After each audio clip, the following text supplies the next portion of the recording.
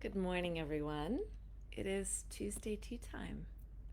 I am in a hotel in New Zealand, and hopefully my internet works.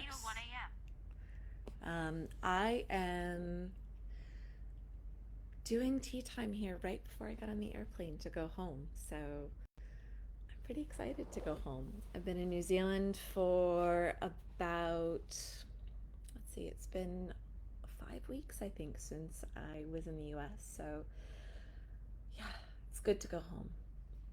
I've had an incredible amount of epiphanies, really, as I've been traveling.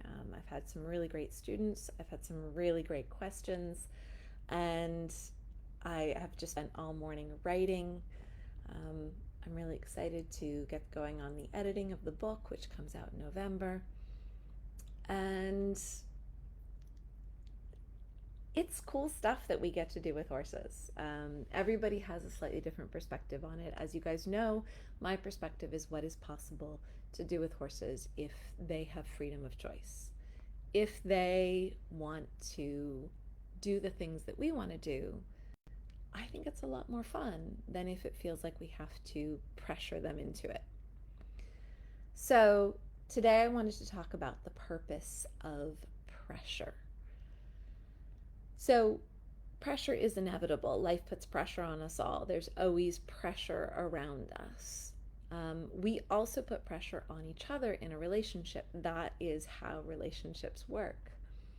So I find it's really, really, really important to express to the horses the reason that we put pressure on them is to help them feel better. So, good morning, Sue. Thanks for joining me for tea time. If we think about the pressure of asking them to back up or turn, why do we want them to back up or turn? If it's for selfish reasons, I want you to back up or turn so I can do what I want to do, that's not going to lead to the horse trusting you as much. But if you can figure out a way to set it up so that that backup or that turn actually helps the horse feel better, they will look forward to the next pressure you put on them. And this is just one of those things that we're not going to get it right all the time. But if you can get it right at least 80% of the time, your relationship will profoundly change. So I start this just with the pressure of walking around the horses. Um, Walking around the horses isn't innately a pressure unless we do it for a little longer than they want us to. So if we move around, and when I say walking around, that's a very general thing. I could mean cleaning the paddocks, filling the water troughs, whatever your chores around the space are.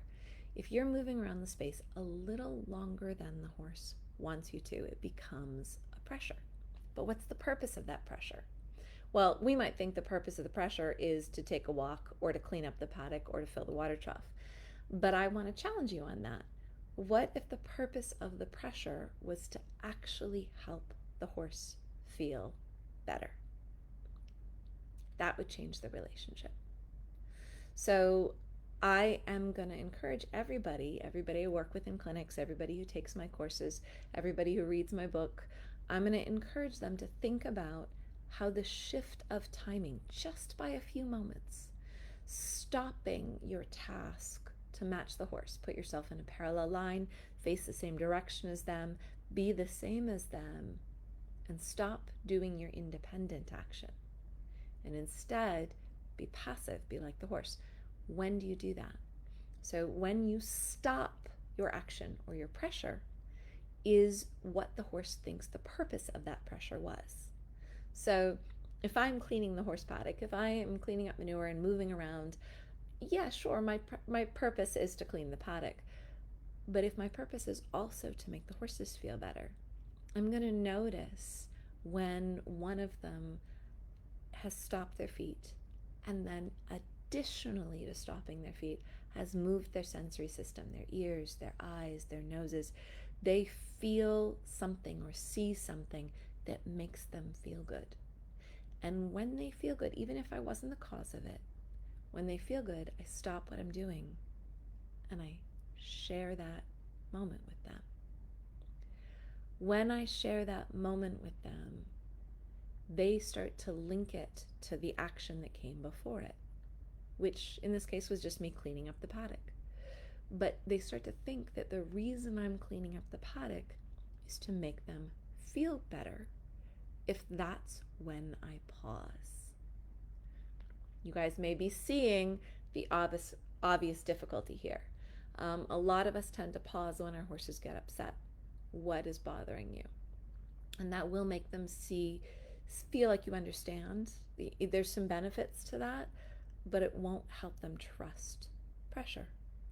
So pressure is any action that's causing a change, and any action that perhaps goes on a little longer than it's wanted. And so if you can do whatever action you're doing until better feeling happens, you don't have to cause it to happen, you just have to notice it happened. And then pause. Pause and appreciate it and feel it and be just like your horse for a moment or two. And then go back to your job. But when they feel particularly good again, pause again. This is going to translate into all the pressures you do more purposefully, where you may be asking your horse to do something, asking them to go faster or slower or turn right or turn left or do something for you. Why are you doing that? Are you doing it to be selfish? Or are you doing it to help them feel better? The difference will just be when you stop. Do you take your pauses when they feel better, or do you take your pauses when they've just done what you wanted, so you've gotten something out of them?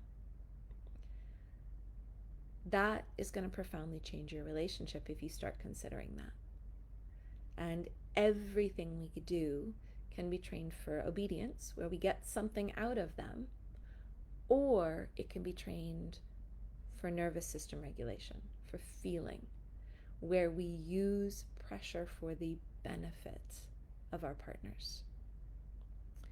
So I just thought I'd leave that little tidbit of an idea with you guys. This isn't a new idea, but I feel like I've gotten some particularly good clarity on it while I was teaching this trip. So I thought I'd share that with you before I get on the airplane and I head home. I will be doing tea time from home next week with my horses, and they will be continuing my learning, I am absolutely sure. Until then, I hope you guys feel like that's helpful. If it leads to any questions, leave them in the comments, and I will look forward to sharing tea with you next week.